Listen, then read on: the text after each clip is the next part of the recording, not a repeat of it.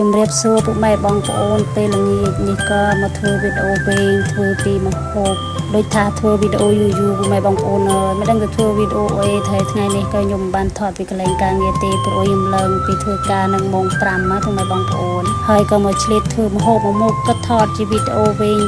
ដើម្បីបង្ហាញដល់ពុកម៉ែបងប្អូនសូមពុកម៉ែបងប្អូនជួយមើលវីដេអូខ្ញុំម្នាក់មួយផងណាបងប្អូនយើងដែលធ្វើវីដេអូមានអីក្រៅពីការថតប្លុកថតពីសកម្មភាពយើងប្រចាំថ្ងៃទេពុកម៉ែបងប្អូនអើយដូចថាអញ្ចឹងដូចថាបើយើងដាក់ចិត្តថាយើងលេងជាអ្នកធ្វើវីដេអូហើយគឺយើង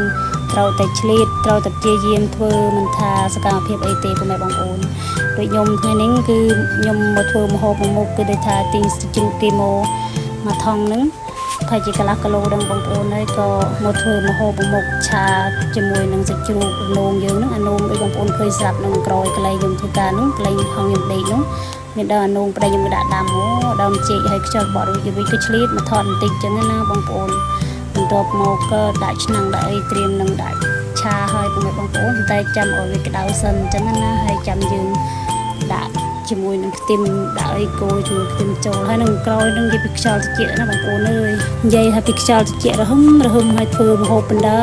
ស្រូបយកខ្យល់អាកាសខាងក្រោយបណ្ដើគិនតែដូចតែក្បាលវីដេអូបងប្អូនឃើញចឹងគឺថាខ្យល់លហឺហើយទាំងក៏មកដាក់ឆាសាច់ជ្រូកជាមួយនឹងអានងហើយថាអានងនឹងគឺដាំខ្លួនឯងនិយាយពីផ្លែហូបអស់ទេបងប្អូនអើយដូចថាហូបរងថ្ងៃថ្ងៃណាទៅក៏ស្ងោហូបលក់ទៅថ្ងៃណាក៏ស្លាប់ហើថ្ងៃណាទៅក៏ឆាទៅវិញថ្ងៃនេះក៏មកដាក់ឆាជាមួយនឹងសាច់ជ្រូកនឹងប្រហែលជាកន្លះគីឡូនឹងឯងគឺថាខ្ញុំហូបបាយគ្នាច្រើនគ្នាប្រហែលជា5-6នាក់ហើយដល់ពេលធ្វើម្ហូបម្ដងគឺច្រើនមុខដែរតែថ្ងៃនេះថតតែមួយមុខសិនព្រោះអីថ្ងៃនេះគឺថាឆាមួយមុខប៉ុណ្្នឹងឯងបងប្អូនតែថ្ងៃណាទៅក៏2-3មុខថ្ងៃណាទៅក៏មួយមុខគឺថារាល់ថ្ងៃនេះគឺថាឆ្ងល់តែរឿងធ្វើម្ហូបហូបចុកនឹងឯងបងប្អូនហើយថារាល់ថ្ងៃនេះឆ្ងល់តែរឿងហូបចុកមួយថ្ងៃគឺថារនឹកធ្វើការបណ្ដើរនឹកថាពេលល្ងាចឡើងរនឹករំតបានមួយមុខយ៉ាប់ណាស់មនុស្សស្រីយើងគឺចេះឯងវាជាងក្រាននៅជុំមិនជុំដូចចាស់ថាមែនចេះហើយទាំងរំតរោមុខម្ហូបបានមុខក៏នឹងគ្នាអង្គុយគិតហើយថ្ងៃនេះក៏បងប្អូនអើយនិយាយចុះនិយាយឡើងវីដេអូខ្ញុំក៏រៀងវិញតែហើយព្រោះថា